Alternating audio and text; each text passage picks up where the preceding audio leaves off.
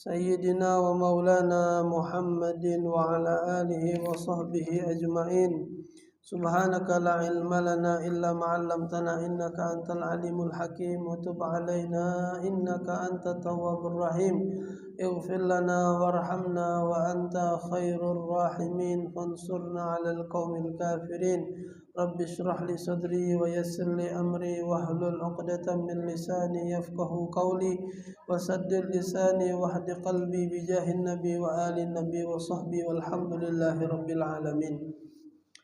Ma'asyiral hadirin rahimakumullah, alhamdulillah, bersyukur kepada Allah Subhanahu wa taala yang kembali mengumpulkan kita pada malam hari ini dalam keadaan sehat walafiat, dalam keadaan taat pada Allah Subhanahu wa taala, dalam keadaan yang menyenangkan hati baginda Nabi besar Muhammad sallallahu alaihi wasallam.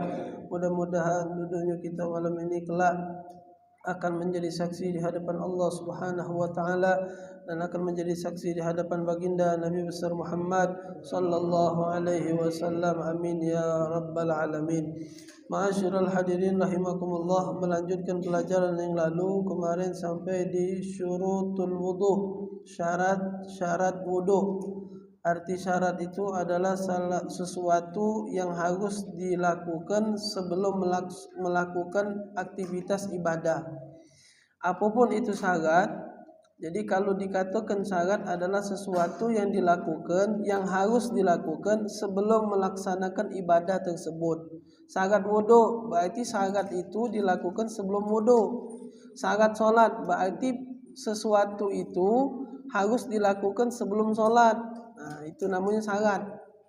Jadi ini syarat wudu. Jadi sebelum melaksanakan wudu, penuhi dulu syarat ini. Kemarinlah dibaca al-Islam. Yang pertama syaratnya adalah Islam.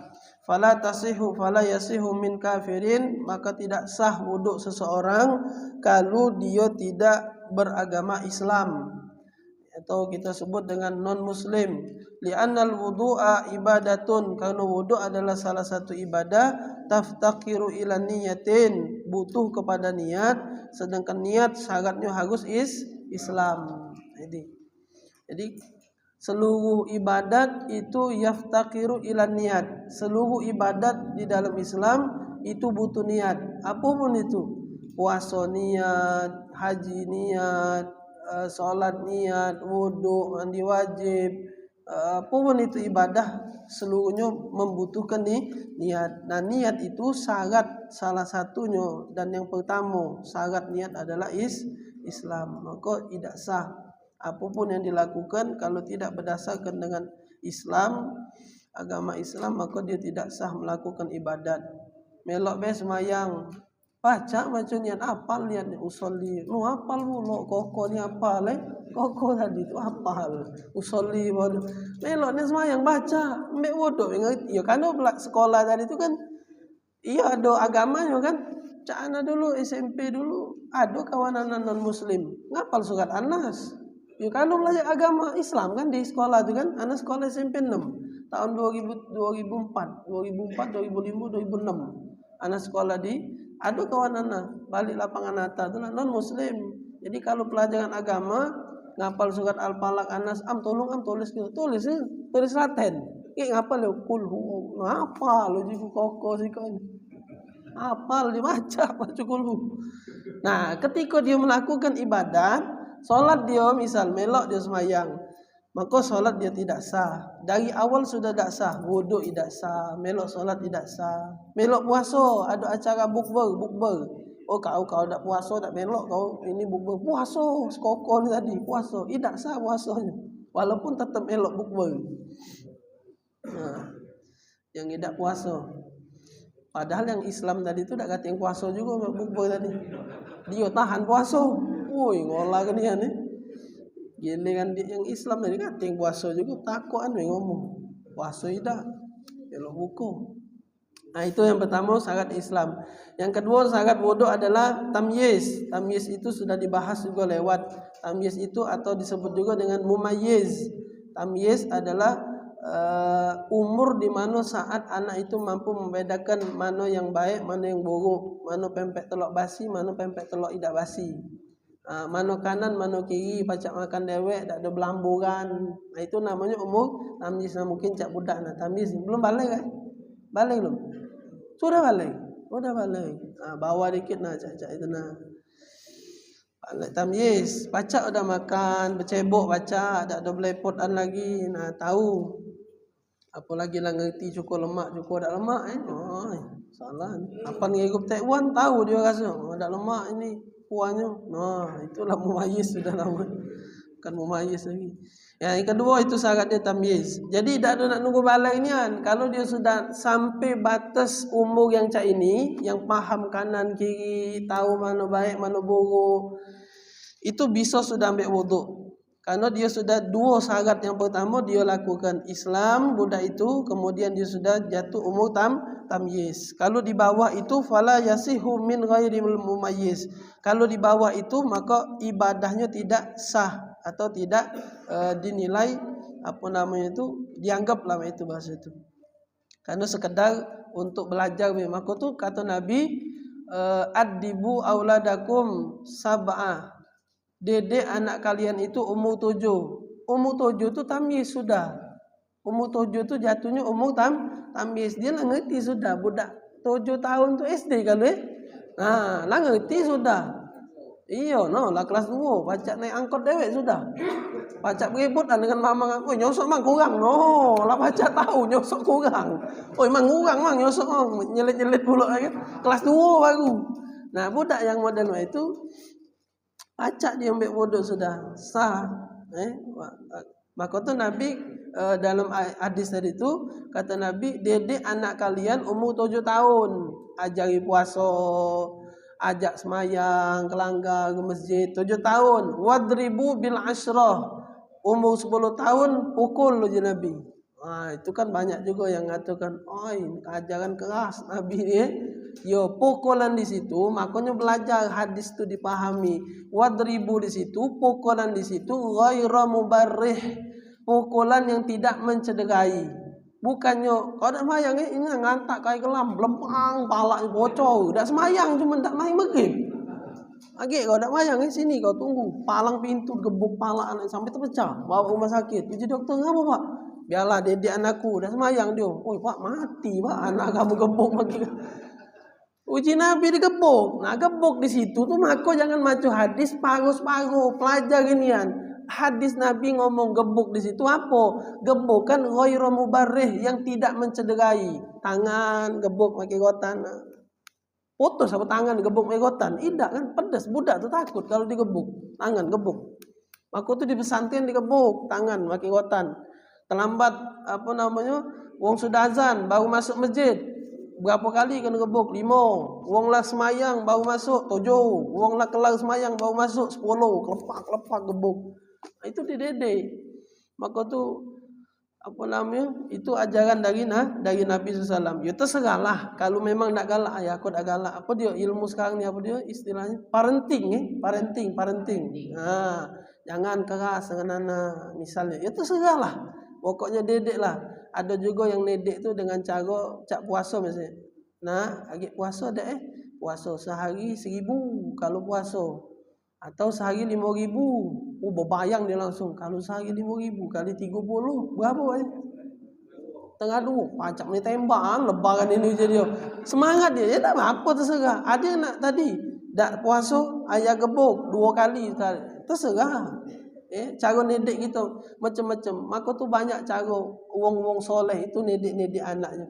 Ada mereka yang nedek anaknya biar dekat dengan Allah, segala macam segala macam mintanya dengan Allah. Ayah beli ke sepatu, apa minta beli ke ayah? Minta beli ke ayah. Minta tu dengan Allah, minta dengan ayah. Nah, mak malu minta dengan Allah. Cara budak kecil jadi kan malah tua bangkok ke depan kepala. Cara ngomong budak kecil kan. Yang minta dengan Allah, mak malu ya. Adik ambil wuduk, semayang 2 rakaat, namanya semayang duha. Adik berdoa. Oh berdoa lah dia tadi semayang. Budak kecil kan, semayang dia. Ngomonglah dengan bini, pasal belum adik? Belum. Nah ini duit, nak beli ke sepatu, dia minta sepatu tadi. Cara ni dia anak. Tadi minta beli ke sepatu, nak beli ke sepatu. Dia kan tak ada ngomong dengan ibunya. Dia kan ngomong dengan ayah. Tak kata sangkut paut dengan ibunya. Kon ibunya beli sepatu. Beli ke sepatu. Balik dari pasar ke injuk kelar dengan sepatunya dia. Oh lah berdoa dia. Ya Allah. Berdoa dia. Ya Allah. Ya Allah minta sepatu adik pengen sepatu baru. Cara budak kecil kan. Doa. Talaknya oleh bapaknya. Apan maknya lah balik. Adik nah ada sepatu. Terkejut dia langsung. Kemana dia berlari? Sepatu tu dembeknya garinya bapaknya. Ayah benar ni ayah ujinya. Dapat ni anak yang ngomong berdoa minta dengan Allah, ibu lo ngenjuk langsung lo. Wih hebatnya dia.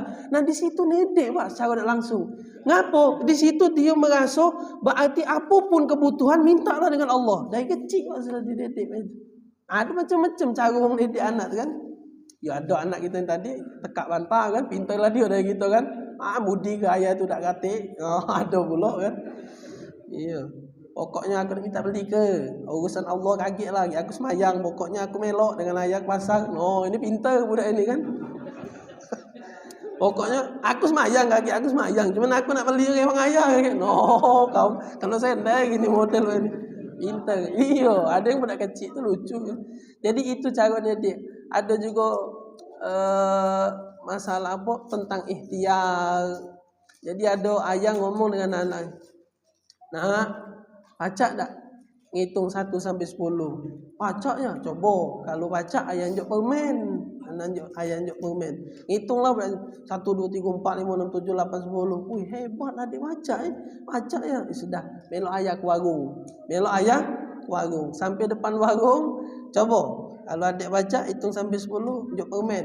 Hitung dia. 1, 2, 3, 4, 5, 6, 7, 8, 9, 10. Pacak. Ngomonglah bapak dengan mamang tadi. Mang, unjuklah permen ni. Injuknya oleh mamang itu permen.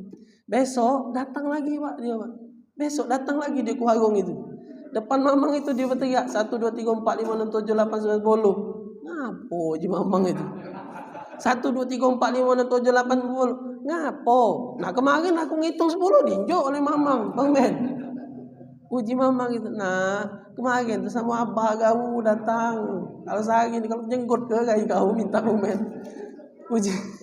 Uji mamang itu.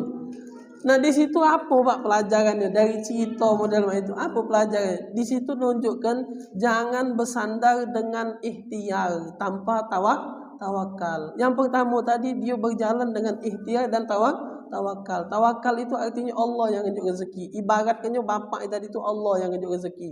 Kalau kau baca ikhtiarlah kau. Hitung sampai 10 kau dapat ini. Ikhtiar dia sudah pak. Tapi ketika dia dapat, lupa dia dengan Allah pak. Budak itu ketika dapat, sudah dia pacak ngitung, ada kemampuan, ada kepacaan, ada kepintaran, ada keahlian. Dia ngaso aku dapat rezeki, tak perlu lagi dengan Allah. Kalau tak bergawe, tak makan kau tu. Kalau tak baca, kata kebacaan tak hidup pucuk dunia. Nah itu namanya sama cak budak kecil tadi. Dia datang ke tukang warung, ngapo? Ngandalkan kemampuannya tanpa ngajak bapak dia. Dia ngandalkan ikhtiar dia ngandalkan keahlian dia demi dapat permen tapi dia tak ngajak bapaknya. Artinya dia ngandalkan ikhtiar tapi tidak bergantung dengan Allah. Jadi jangan dipisah itu. Itu ilmunya. Kita kalau punya keahlian apa pun itu, hebat lagi to, ahli lagi to pucuk dunia ini, megang pasir bajak jadi emas istilahnya tu. Nanam pohon langsung tumbuh, bajak metu kalau mangga segala macam. Tidak mungkin kalau Allah tak galak ngenjuk tanpa kita melibatkan Allah Subhanahu wa taala. Jadi kemampuan kita, keahlian kita itu sekedar ikhtiar baik. Rezeki itu Allah yang ngenjuknya. Itu pelajarannya. Baik, tadi itu tamyiz. Tamyiz itu adalah anak yang sudah berumur sekian tadi. Nah kata Nabi, pukul dia kalau sudah umur 10. Apa lagi lah tua bangko, mayang ida, ni kedihatinya. Kadang maaf ngomonglah SMA, SMP, itulah tua sudah. Maka tu kata kalau dalam kitab Akhlak lil Banin, di situ beliau mengibaratkan anak itu seperti pohon. Kalau pohon itulah besar, baru nak dilurus ke patah wak dia. Batang. Dari kecil lah kita biar ke dia miring. Reti nombor genteng haji ni. Lurus ke? Batang lah keras. Sudah mana lurus ke lagi. Ujung-ujung patah batang tadi. Nah itu budak kecil. Anak itu kalau dari kecil dia lah mengot, lurus ke lah. Masih lembut itu. masih lembut, masih pacak dimarahi. Mulai SMA kita marahi, bawanya pisau pak gitu, bertujahan pacak dengan anak, malah besar iyo.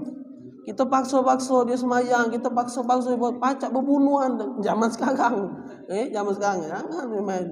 Apalagi lah salah didik. Maka tuh kalau dari kecil punya cucu, punya anak, dari kecil lah dididik.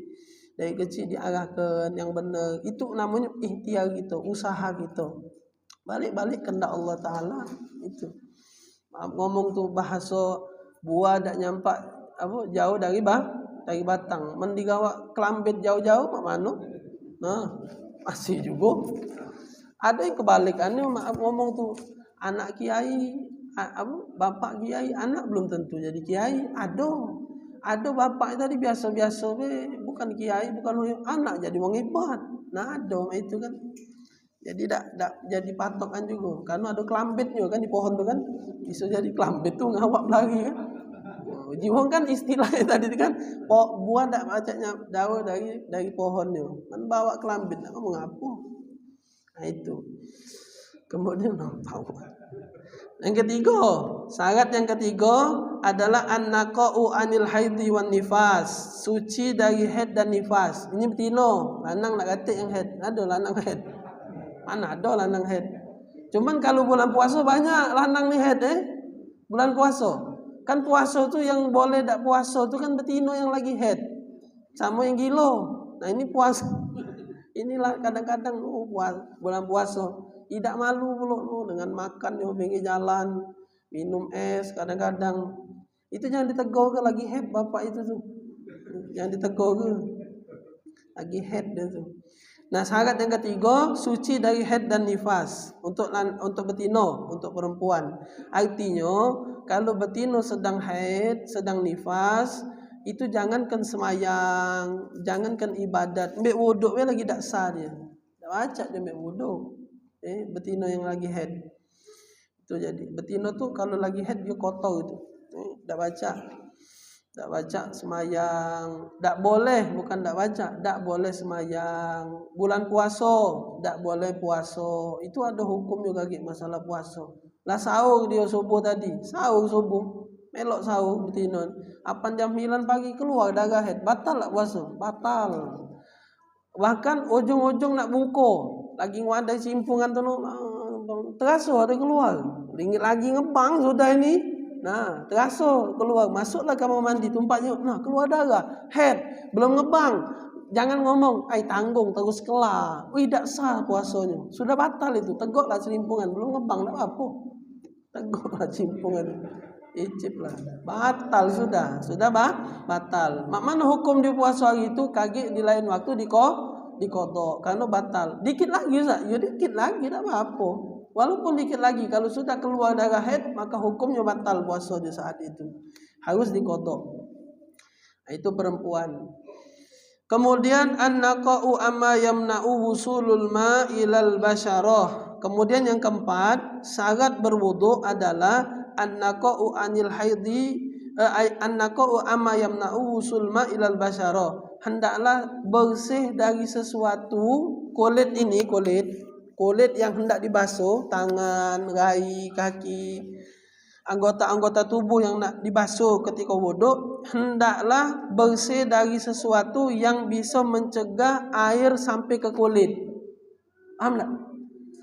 Kulit ini tak boleh ada sesuatu yang bisa mencegah banyu untuk sampai ke kulit. Handyplus, cat minyak, misalnya kan, itu kan mencegah air untuk sampai ke kulit. Kutek, nah, kutek tak boleh berkutek. Kalau berpacar tak apa. Kalau kutek itu kan cat, betino tu galak nah. Pacak dikeruk nah. Nah, itu kan, nah, pacak dikeruk pacar tak apa pacar. Oh, wajib pak. Nak pacaran.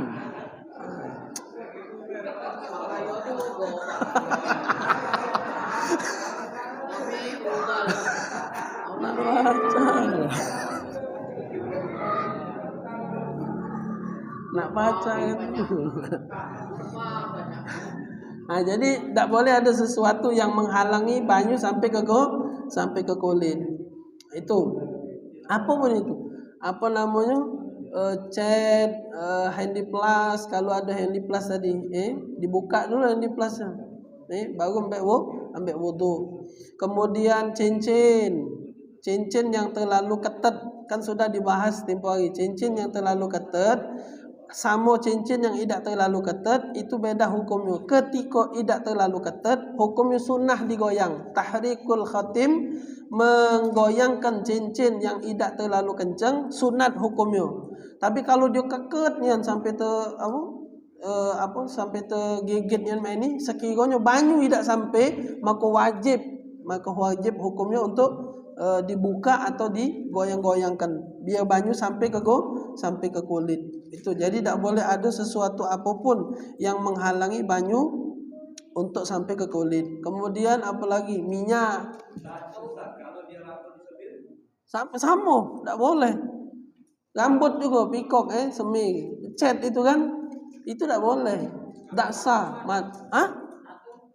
Tato itu lain lagi hukumnya. Kaki ada hukumnya. Kalau bisa dihapus dan tidak merusak atau membuat cacat tubuhnya, hapus. Kalau tidak baca biar kelar. Dia mendak baca biar kelar. Cuman kalau kaki masalah dia sholat, sah sholat dia tulah, diri dia sah. Tapi kalau untuk jadi imam, kalau baca cari yang tidak bertato. Kalau memang sekampung dikatakan baca, cuman dia tulah yang bacaannya bagus, ilmunya ada, sudah maju ke tak apa. Tapi kalau baca jangan, karena sahnya itu untuk dia tulah tato tadi itu. Kalau tidak baca dihilangkan, kan tato tu kadang dihilangkan maki apa cukup parah kadang sampai lodok mana juga kadang budak iya dikerok macam-macam lah caranya. Nah itu kan sampai mencacat di tubuh, itu yang tidak boleh, mencacat di tubuh. Tapi kalau tidak ada kalau bahaya biarkan, tidak apa-apa. Macam mana solatnya sah, solatnya sah. Tapi kalau nak jadi imam, kaget dulu, cari yang lain dulu. Kalau baca, cari yang lain dulu. Kalau solat jelas hukumnya sah itu. Cuman kalau yang belum bertato jangan buat tato ini. Oh, tak apa, wajib tato lah, cak nago wiko lah. Jangan. Minyak misalnya tidak boleh itu. Jadi kalau ada sesuatu yang tadi, kalau ini syarat, maka hilangkan sebelum ngembek wudu. Kalau ini kan syarat. Syarat itu sesuatu yang harus dilakukan sebelum melakukan aktivitas ibadah itu. Jadi hilangkan ini sebelum mbek wudu. Ada minyak, cucilah dulu pakai sabun. Minyak tangan, bersihkan, hilangkan minyak. Ada cat, bersihkan dulu.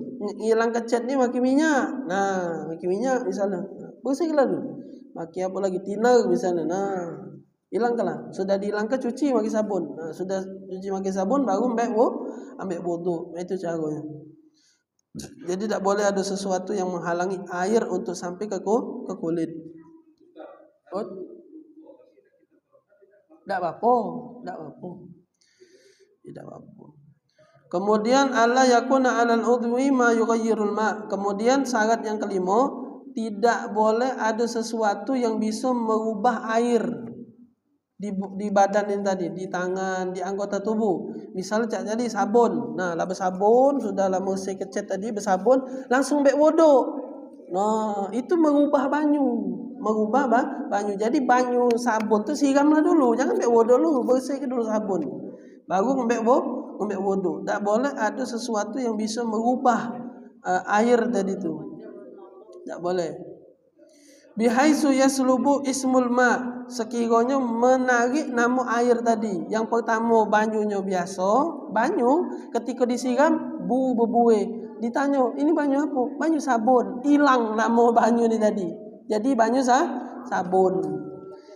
Itu. Ada berapa sifat banyu? Bau, rasa, warna.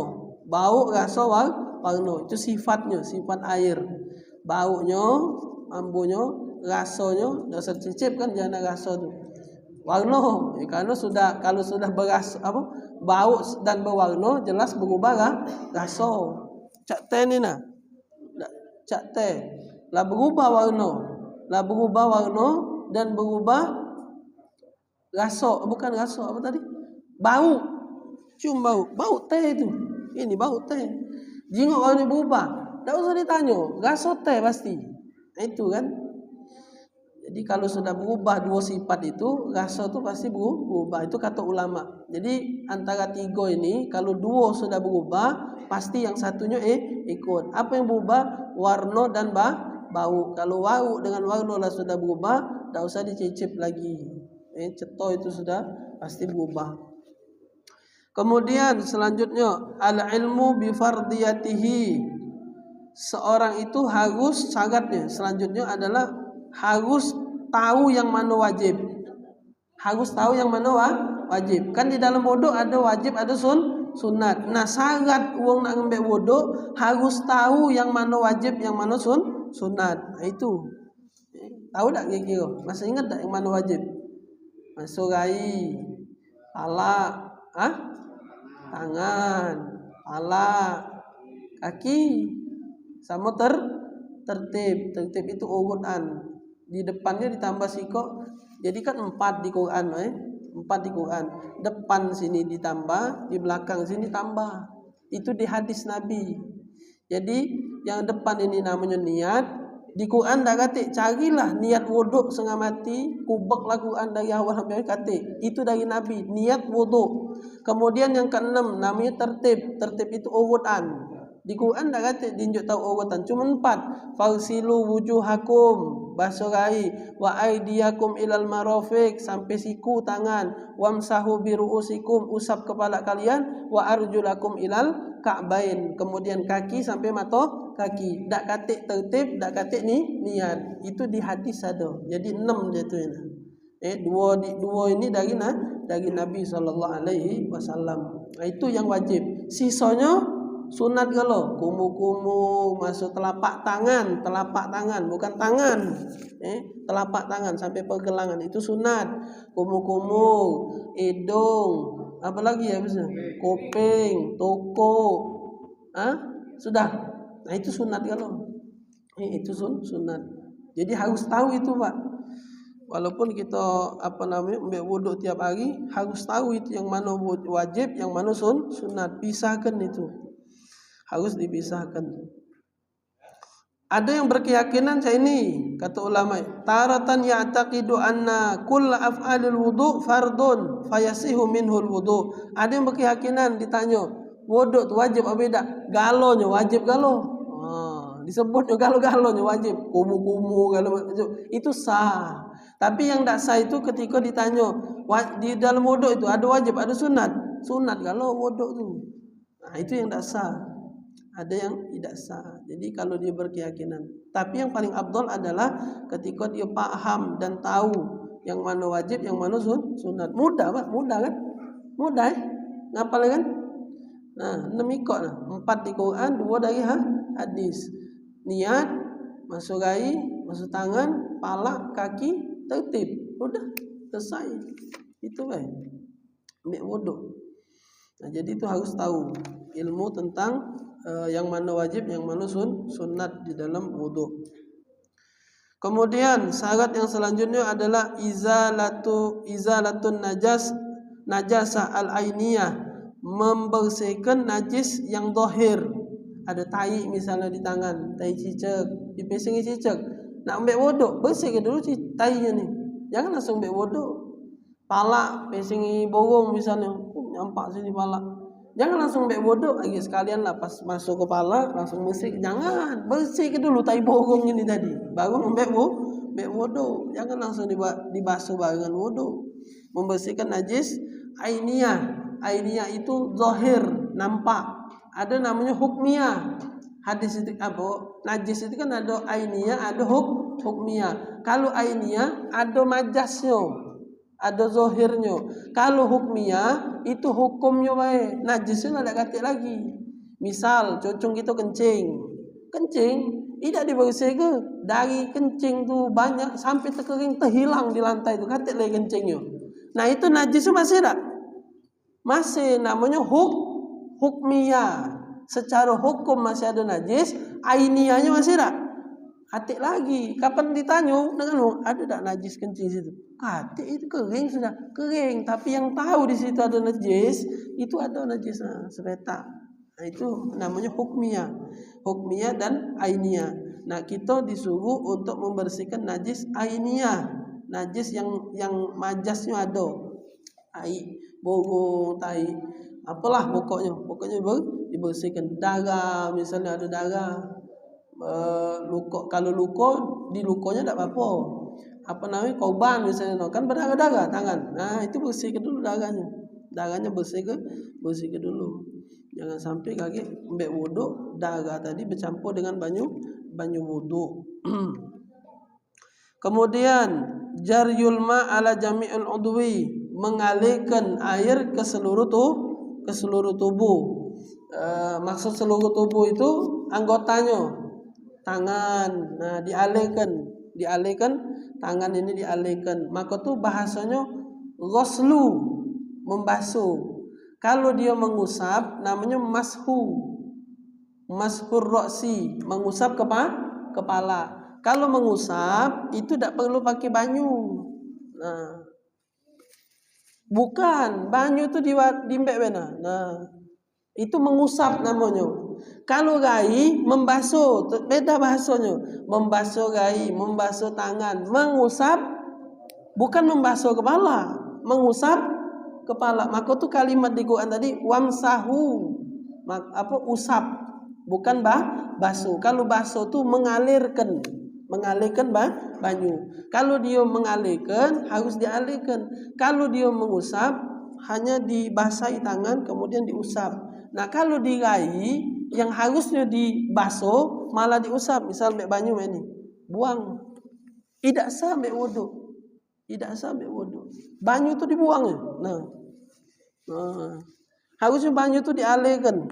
Nah, beda kalau dia tayamum. Kalau tayamum itu kan debu. Tak ada debu tu kau ambo ke air. Nah, tepak mana? Nah, dibuang kan debu ni. Nah, tempek ke air. Mak ini kalau tayamum, kaki ada bab tayamum. Tak usah cak ini. Itu bebedak namanya. Kalau ke air terputih, kalau debu kalau mbek tayamum mak ini mana? Tak usah cak mbek wuduk pakai banyu harus katok tak usah. Debu itu tuh bukan banyu.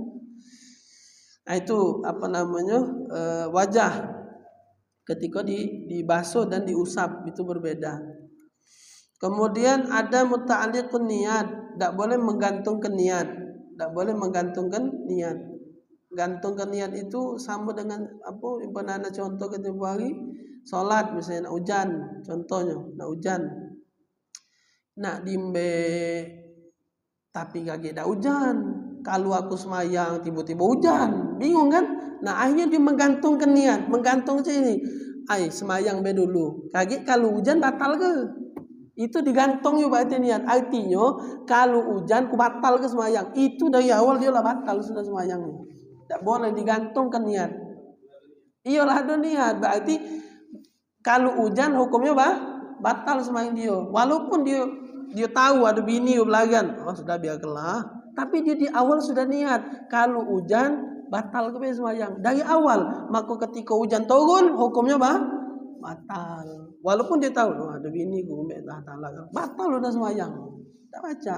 Sama dengan hukum talak. Itu talak juga. Talak itu ada yang namanya sharih yang jelas, ada yang namanya ta'liq menggantungkan. Metulah kau dengan berbala dengan bini. Metulah kau dengan cerai ke kau. Kalau dia tak metu tak cerai. Kalau dia metu baru cerai. Karena ada kalimat ta'liq menggantungkan. Keluarlah kau dari rumah kecerai ke kau. Keluarlah kau dari rumah ni kecerai ke kau. Aku nak balik tu lah tempat ibu aku. Nantilah kalau kau. Nah, betul lah kau dari rumah kecerai ke kau. Keluar dia dari rumah cerai langsung. Kalau dia tak keluar tak cerai. Saat itu. Jadi ada menggantungkan niat. Tak boleh itu. Sama dengan wuduk. Dengan wuduk. Mak itu juga wuduk. Nak ambil wuduk. Hujan ni. Ambil wuduk hujan. Nah, sudah lagi. Kalau hujan batal. Nah, itu sudah tak sah wuduknya. Karena digantungkan niatnya tadi itu dengan sesuatu. Menggantungkan niat dengan sesuatu. Tak boleh. Kalau nak wuduk. Jangan digantungkan. Aku nak wuduk, kaki kalau hujan aku batal ke? Aku stop ke? Nah, itu tak boleh. Itu syarat daripada wuduk.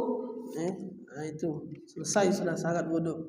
Kira ada tanya dulu syarat wuduk ni. Kalau sudah kata nak tanya, lanjut ke pembatal wuduk. Faham ni syarat wuduk Dah lanjut. Nawaqidul wuduk, pembatal wuduk. Ini perlu diperhatikan karena kadang-kadang kita juga salah paham tentang pembatal wuduk ini. Istilah itu yang anda ingat dulu kan. Oh kau ni makan tadi tu batal wuduk, ambil lagi wuduk, makan batal, makan batal lah wuduk. Nah makan batal. Dulu anda lagi kecil dulu, habis makan, ambil wuduk lagi, batal wuduk kau. Nah ini kita baca apa yang membatalkan wuduk. Ta'rifun nawaqid jam'un naqid wa huwa ma yuzilu syai'un min asrihi wal murad biha al asbab allati yantahi biha al wudu' wa hiya arba'atun. An nawaqidul awal al khariju min ahadis sabilain. Pembatal wudu itu ada beberapa. Yang pertama disebutkan, pembatal wudu adalah keluar sesuatu. Sesuatu keluar sesuatu dari dua jalan. Jalan kemaluan depan, kemaluan belakang. Kalau bahasa Arabnya kubul, dobor itu belakang, maka tu kalau jadi nama kita namanya dubur tu bahasa Arab Pak. Maka tu sudah jadi bahasa kita itu bahasa Arab. Kadang-kadang bahasa Arab itu sudah jadi bahasa bahasa kita tadi kan. Nah, itulah menggalak nyebutnya jo. Dubur belakang, kubul depan, kemaluan depan dan kemaluan belakang. Apapun yang keluar dari depan dan belakang. Dari belakang keluar angin, batal wudu. Dari belakang keluar apa? Bukan keluar ini, keluar ekar, karena tertegak di ekar. Tumpak di kedan ke, dah kata apa-apa ni. Keluar ekar, kempung, batal tak wudu? Batal karena itu sesuatu. Jadi apapun itu, nak ekar, nak duit, kain gelam itu misalnya kan, asing lah pokoknya. Kalau dia sesuatu hukumnya batal. Dari kemaluan depan dan kemaluan belakang, apapun itu, darah keluar, itu hukumnya batal. Illa mani, kecuali mani. Mani itu bahasa Arab, jadi bahasa gitu mani kan. Bahasa lainnya apa namanya? Sperma, mani. Sudah jadi bahasa umum. Bahasa Arab itu mani. Jadi kecuali sperma. Kalau sperma itu keluar, batal tak wudu? Wudu batal tak? Tidak batal wudu. Wudu tak batal, tapi wajib mandi itu. Jadi jangan disamakan. Tidak masuk di akal. Ya memang tidak masuk di akal. Kadang syariat itu bukan harus pakai akal. Sama dengan ini, kencing itu najis. Kencing itu najis. Mani itu suci. Mani itu suci, tidak ada najis. Sperma itu najis apa? Tidak najis. Kalau najis kalau berarti ini. Kan dari situ gitu nih. Sperma itu tidak najis, kencing itu najis. Tapi syariat nyuruh yang najis itu cuman baik wudu, tapi kalau yang mani ini tadi harus mandi. Tak masuk di akal. Harusnya yang najis ini yang mandi. Tes kalau tiap kencing nak mandi wajib. Kalau habis apan kencing mandi. Najis kan? Kalau kita pakai logika. Jadi syariat tak baca pakai logika. Syariat itu ketentuan dari Allah. Jadi mani tadi tidak najis. Ketika dia keluar, hukum tidak membatalkan wudu. Jelas. Ketika sperma itu keluar, solat tak boleh, ngaji tak boleh, karena sedang berhadas besar. Tapi wudu tidak batal secara hukum itu, secara hukum. Sawa'un akana kharijun mu'tadan am ghairu mu'tad, rutban au jafan. Baik keluar itu dengan cara yang umum atau cara yang tidak umum. Atau cara mimpi, atau campur laki bini, macam-macam lah. Baik sengaja ataupun tak sengaja. Tak usah dipanjang bahasan tu. Fahamlah dewek kan? Tak lemak lagi. bahasanya itu kan. Cuma ngertilah Mas Ana, sengaja tak sengaja apapun caranya ketika mengeluarkan sperma baik secara halal ataupun haram, maka itu tadi hukumnya. Jadi ada cara yang haram, ada yang tidak. Li'anna aujaba ma huwa a'zamu minal wudu' wa huwal ghuslu fala yujabul wudu'. Ini yang tadi kita baca. Jadi wuduknya tidak batal tapi dia wajib mandi. Kemudian pembatal wudu. Pembatal wudu juga zawalul aqli binaumin aw ghairihi.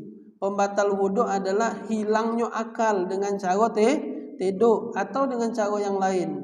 Illa binaumin qaidin mumakkinin maq'adatahu minal ard, kecuali tidur yang bopongnya ini mantap di pucuk lantai, tidak terangkat. Kalau dia tidurnya berbaring itu jelas batal, berbaring, ngorep, apalah pokoknya batal. Tapi kalau dia tidur macam ini nah, tidur ni yang tidur tengil-ngil ini nah. Iya tidur Jumat. Nah tidur Jumat. Nah itu perhatikan. Kalau dia tidur macam ini tadi, bergeraklah dia ini mak. Batal wuduknya. Tumpah khutbah selesai, barakallahu tegak, Allahu Akbar, tegak sembahyang, tak sah sembahyang mak. Sikot lagi, anak-anak sering dulu masih kecil dulu sembahyang Masjid Agung, banyak nian kalau orang sembahyang mak ini nah, nunggu khutbah. Ini ngangkat mak ini, tak boleh diangkat. Kalau tidur ini diangkat batal wuduk. Wuduk batal. Tidak gentut. Memang tidak gentut. Kalau ngangkat ini hukumnya batal. Tak boleh terangkat. Harus mantap nah. Tidur tu. Tak boleh bergoyang-goyang ini.